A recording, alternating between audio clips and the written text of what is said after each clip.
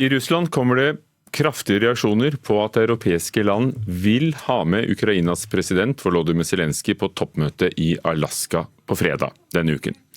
Presidentene Donald Trump og Vladimir Putin skal møtes for første gang siden Russland angrep Ukraina, og EUs utenriksministre skal ha et hastemøte i dag. Would you now, with the whole world watching, tell President Putin, would you denounce what happened in 2016, and would you warn him to never do it again? All I can do is ask the question. My people came to me, Dan Coates came to me, and some others. They said they think it's Russia. I have President Putin. He just said it's not Russia. I will say this. I don't see any reason why it would be. I will tell you that President Putin was extremely strong and powerful in his denial today. And what he did is an incredible offer. He offered to have the people working on the case come and work with their investigators with respect to the 12 people. I think that's an incredible offer. We've just got some amazing pictures in. We've seen lots of military activity in the last day or so in the Crimea region. Well, this is CCTV footage from inside the Parliament building in Crimea. Several hours ago, armed men in helmets and body armour entered the regional parliament building. You can see them in that CCTV footage. You saw an explosion there.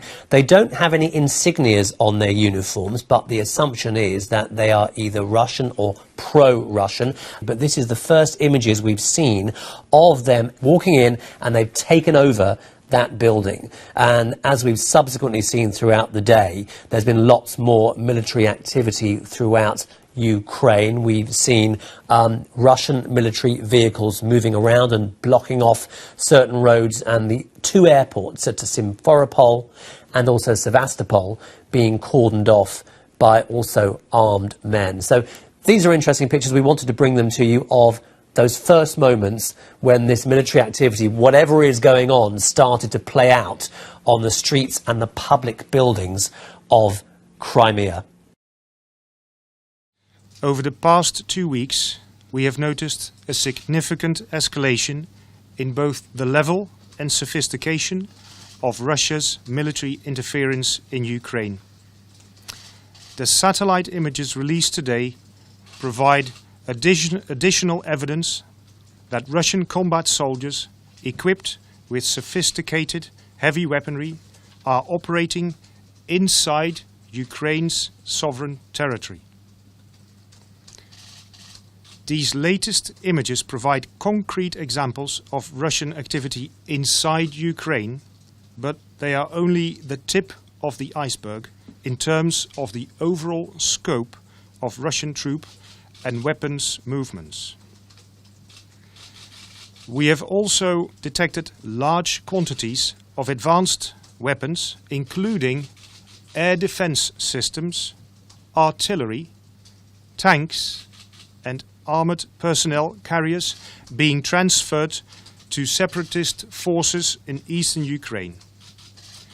The presence of these weapons, along with substantial numbers of Russian combat troops inside Ukraine, make the situation increasingly grave. Russia is reinforcing and resupplying separatist forces in a blatant attempt to change the momentum of the fighting, which is currently favoring the Ukrainian military. Russia's ultimate aim is to alleviate pressure on separatist fighters in order to freeze this conflict, which would result in further tragedy for the people of eastern Ukraine. Out of the growing crisis in Ukraine, Russia sent more troops, tanks, and military vehicles into eastern Ukraine today to support pro-Russian rebels. More about that now from David Martin at the Pentagon. Satellite photos show convoys of Russian artillery on the move inside Ukraine. This is not equipment simply supplied to the pro-Russian rebels in Ukraine.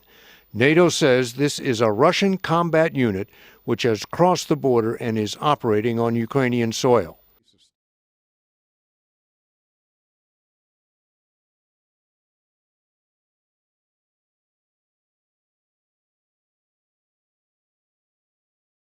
So Samtidig begynner det å ulme øst i Ukraina.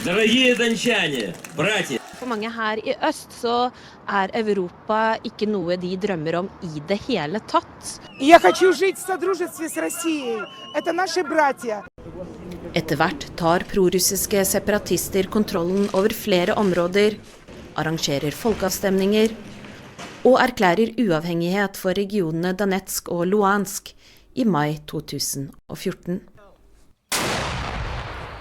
Siden da har det vært kamper mellom separatistene og ukrainske regjeringsstyrker. Ukraina anklager Russland for å hjelpe separatistene, men Russland benekter.